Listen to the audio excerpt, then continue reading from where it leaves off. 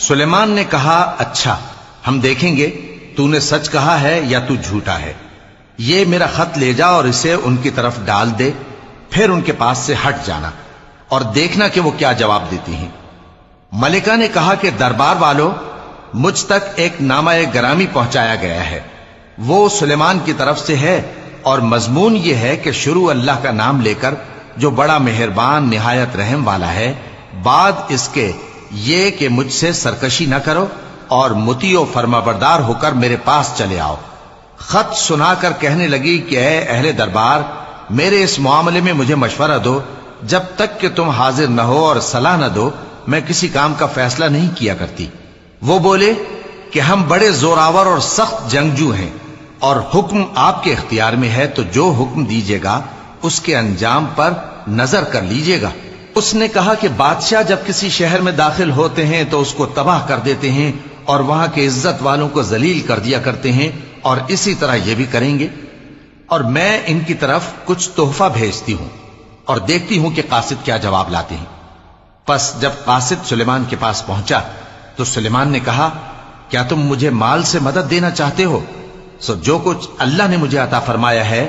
وہ اس سے کہیں بہتر ہے جو تمہیں دیا ہے۔ حقیقت یہ ہے کہ اپنے تحفے سے تم ہی خوش ہوتے ہوگے۔ ان کے پاس واپس جاؤ، اب ہم ان پر ایسے لشکر لے کر حملہ کریں گے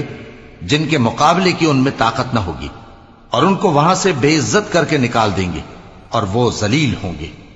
سلیمان نے کہا کہ اے دربار والو، کوئی تم میں ایسا ہے کہ قبل اس کے کہ وہ لوگ فرما بردار ہو کر ہمارے پاس آئیں، ملکہ کا تخت میرے پاس لے آئے؟ جنات میں سے ایک قوی ہیکل جن نے کہا کہ قبل اس کے کہ آپ اپنی جگہ سے اٹھیں میں اس کو آپ کے پاس لا حاضر کرتا ہوں، اور مجھے اس پر قدرت بھی حاصل ہے اور امانت دار بھی ہوں۔ ایک شخص جس کو کتاب الہی کا علم تھا کہنے لگا کہ میں آپ کی آنکھ کے جھپکنے سے پہلے پہلے اسے آپ کے پاس حاضر کیے دیتا ہوں۔ جب سلیمان نے تخت کو اپنے پاس رکھا ہوا دیکھا تو کہا کہ یہ میرے پروردگار کا فضل ہے تاکہ مجھے آزمائے کہ میں شکر کرتا ہوں یا کفران نعمت کرتا ہوں، اور جو شکر کرتا ہے تو اپنے ہی فائدے کے لیے شکر کرتا ہے، اور جو ناشکری کرتا ہے تو میرا پروردگار بے نیاز ہے، کرم کرنے والا ہے۔ سلیمان نے کہا کہ ملکہ کے امتحان عقل کے لیے اس کے تخت کی صورت بدل دو، دیکھیں کہ وہ سوج رکھتی ہے یا ان لوگوں میں سے ہے جو سوج نہیں رکھتے۔ پھر جب وہ آ پہنچی تو پوچھا گیا کہ کیا آپ کا تخت بھی اسی طرح کا ہے؟ اس نے کہا کہ یہ تو گویا ہو بہو وہی ہے، اور ہم کو اس سے پہلے ہی سلیمان کی عظمت و شان کا علم ہو گیا تھا، اور ہم فرما بردار ہیں، اور وہ جو اللہ کے سوا دوسروں کی پرستش کرتے